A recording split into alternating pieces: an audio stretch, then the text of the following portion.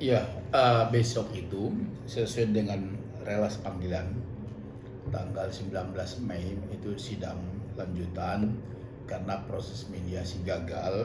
Tentunya besok agendanya pembacaan gugatan. Kami mendapat informasi juga dari sistem penelusuran perkara itu jam 9 pagi pembacaan gugatan. Ya, nah kita lihat seperti apa besok agendanya, yang pasti itu. Bang, tapi kalau dari mediasi kemarin kan tidak menemui kesepakatan ya, artinya Iya. tidak menemui titik terang, itu mungkin seperti apa tuh Bang? Ya, Kira-kira apa yang mungkin Itu tidak menemukan titik terang.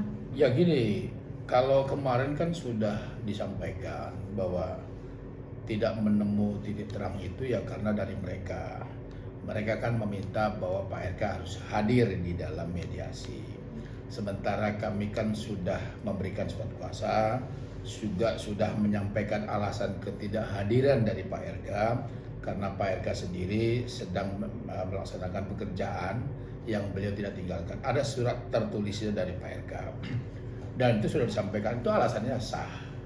Karena alasannya sah yang disampaikan ya sesuai dengan pasal 18 ayat 3 itu di perma itu diatur bahwa kalau boleh diwakilkan kepada kuasa hukum sepanjang ada surat kuasa.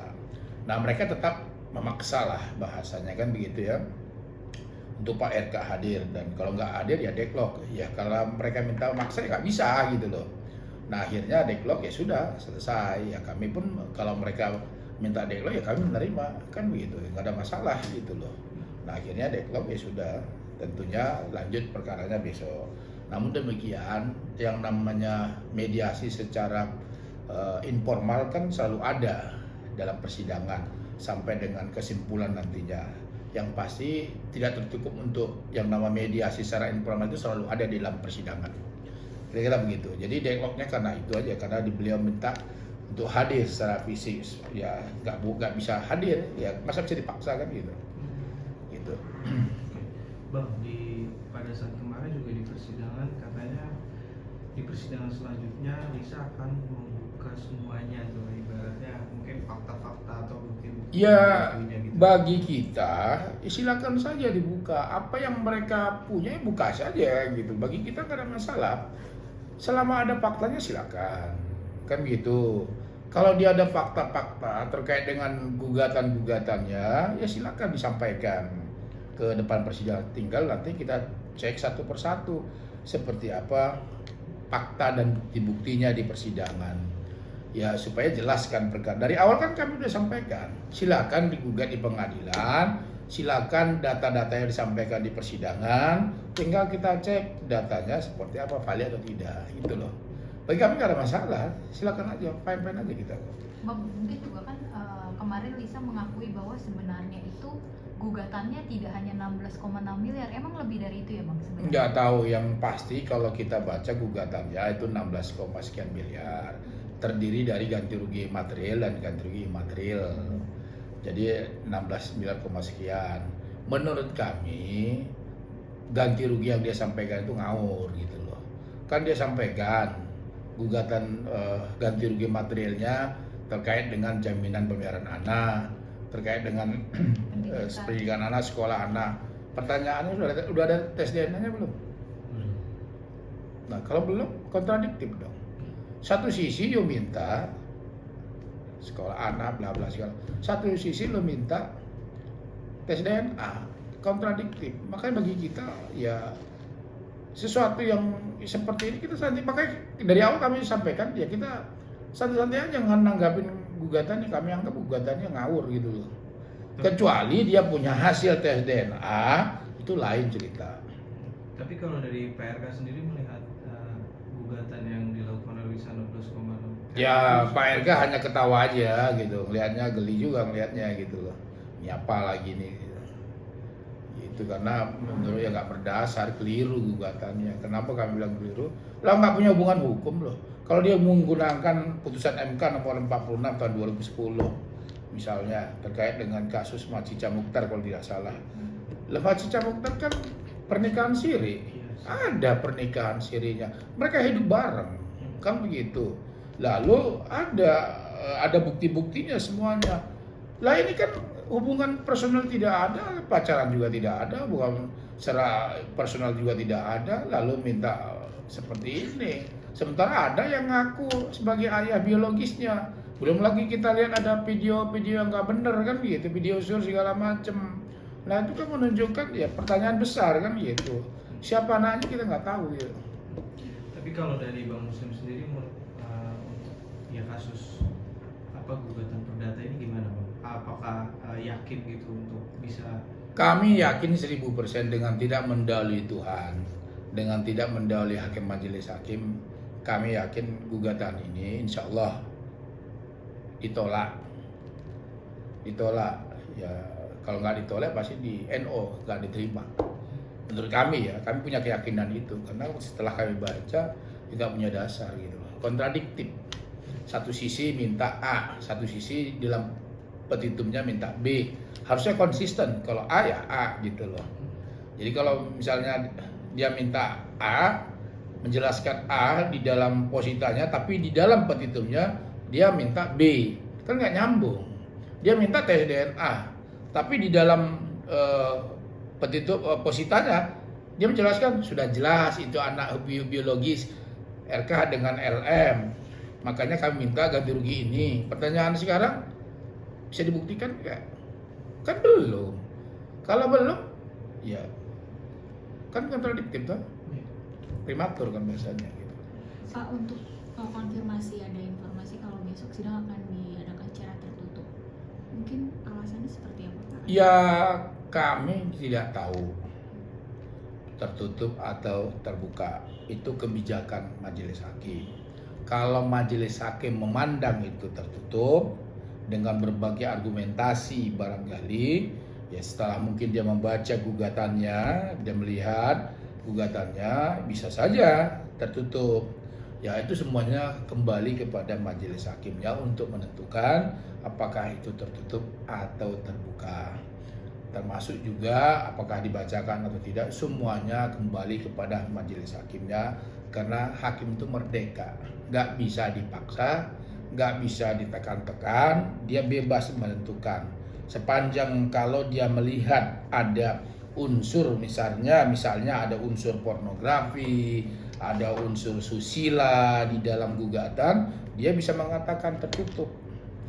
Nah, kalau misalnya dia bilang oh ini tidak ada unsur apapun, ya dia terbuka gitu. Jadi semua itu kembali ke majelis hakimnya nanti. Kita lihat aja hari besok. Tapi untuk isu Pak RK sendiri akan hadir di persidangan itu Tidak benar? hadir. Kenapa? Nggak ada kewajiban. Kecuali, kan saya bilang dari awal nih, selalu berulang-ulang bahwa tidak ada kewajiban Pak RK hadir. Apalagi sampai persidangan berikutnya, ngapain hadir? Kan ada kuasa hukum. Kita tim penasihat hukum hadir, mewakili Pak RK mendapatkan surat kuasa. Kalau LM hadir setiap persidangan, mungkin dia punya motif lain. Kan beda-beda nih motifnya. Orang menggugat, katakanlah misalnya LM menggugat, motifnya apa? Kita nggak tahu kita. Nah kalau dia hadir setiap hari dalam persidangan, setiap minggu dalam persidangan, motifnya apa? Nggak tahu kita. Kalau Pak RK kan sudah memberikan kuasa profesional, jadi menyerahkan kepada kuasa hukum untuk menyelesaikan secara profesional, untuk menjawab gugatan, membuktikan kebenaran dari gugatan benar atau tidak. Gitu. Jadi sekali lagi, ya Pak RK nggak hadir. Bang, tapi untuk persiapan pembacaan untuk gugatan besok, kira-kira dari kuasa hukum RK sendiri gimana persiapannya? Ya kita nggak ada persiapan apa-apa, itu kan agenda pembacaan gugatan. Nah kembali kepada majelis hakimnya nanti mau dibacakan atau tidak, atau dianggap dibacakan, itu kembali kepada majelis hakimnya. Hakim itu bijak, merdeka untuk menentukan. Jadi kami nggak bisa intervensi, baik penggugat pun Lisa Mariana Presley, kuasa hukumnya pun nggak bisa mengintervensi. Kalau dinyatakan misalnya cukup dianggap dibacakan, atau sidangnya tertutup atau terbuka, itu urusan mereka, urusan majelis hakim yang mulia untuk menentukannya. Jadi nggak bisa diintervensi. Siapa pun, kami pun nggak bisa intervensi, mereka pun nggak bisa intervensi. Kalau sudah dinyatakan di persidangan, kita harus taat. Bang, tadi kan mediasi kalau secara di pengadilan deadlock. Tapi kalau di luar persidangan berarti itu sudah berjalan juga ya Bang, tapi belum juga. Belum. Kalau di persidangan kan sedang perjalanan, ya tidak tertutup kemungkinan upaya mediasi itu secara informal itu bisa berlaku. Kenapa ya? Tentu juga nanti dalam persidangan majelis hakim akan mengatakan silakan para pihak tidak tertutup untuk kemungkinan untuk mediasi sampai perkara ini sebelum putus itu bisa mediasi. Ya kalau bagi kami sudah menyampaikan kan kemarin bahwa kalau soal mediasi, soal damai, satu silakan minta maaf dan cabut gugatannya. Itu kemarin itu yang kami clear kemarin ya. Kenapa? Karena kan dia harus minta maaf karena nggak ada bukti tes DNA dan tidak ada hubungan perdata, tidak ada hubungan personal antara Pak RK dengan beliau. Silakan buktikan kalau ada gitu loh. Kan nggak ada. Kalau putusan MK juga masih camuk karena nikah siri. Balik aja tanya sama beliau. Ada nikah siri enggak gitu loh. Kan nggak ada. Coba contoh banyak kasus kok. Yang semuanya itu dilatar belakangnya karena apa? Karena ada pernikahan formal maupun informal. Siapa tuh Cica Mukhtar, kemudian kasus apa lagi satu lagi tuh yang hot satu lagi kan. Itu semuanya ada gitu. Ada mereka nikah, ada fotonya, kemudian ada saksinya segala macam. Ya mereka memang resmi secara agama. Ya kan gitu. Nah, itu namanya kan kalau di kita kan pernikahan siri namanya kan. Nah, ini kan nggak ada sama sekali dan Pak Eka membantah tidak ada hubungan. Nah, terkait dengan hukum ini ya hanya bantuan sekolah kan kemarin dan itu ternyata sudah diakuin oleh pihak LM sendiri, dia mendapatkan bantuan sekolah, tapi kan ternyata tidak digunakan. Coba lihat di podcastnya itu, dia mengaku salah bahwa dia terima uang untuk sekolah, tapi tidak dilanjutkan. Namanya apa? Bohong kan? Nah, udah gitu aja. Jadi yang bohong siapa gitu loh? Gitu. Pak, kalau sebelum putusan ini ada seperti tadi Bapak bilang permintaan maaf dan cabut laporan, apakah ibaratnya secara kekeluargaan ini bisa dilakukan? Kalau LM punya etikat baik, minta maaf di media massa atas segala apa yang dia sampaikan yang tidak benar itu, termasuk dia mencabut, ya kita maafkan. Selesai perkara. Kan gitu. Gitu loh. Terkait yang di perdata kan gitu. Ya karena memang ini kan, ya kalau dia bilang dia punya bukti ya kita lihat aja nanti di pengadilan buktinya apa gitu loh. Ya kalau sepanjang buktinya sahih, sepanjang buktinya valid ya buktikan. Kalau enggak ya berarti omong-omong. Ada konsekuensi hukumnya apa itu? Ya ada gugat balik, ada konvensi kan, gugat balik. Enggak tertutup kemungkinan Pak RK bisa nuntut balik loh. Kenapa? Karena ada upaya pencemaran nama baik kan di sini. Belum ada bukti. Kita kan kalau bicara ada bukti dulu. Misalnya ada tes DNA. Baru berkoar-koar di media. Oh, si A itu anak kamu. Mana buktinya? Ini loh tes DNA. Atau itu benar anak kamu karena kita nikah. Nih loh fotonya. Kan gitu.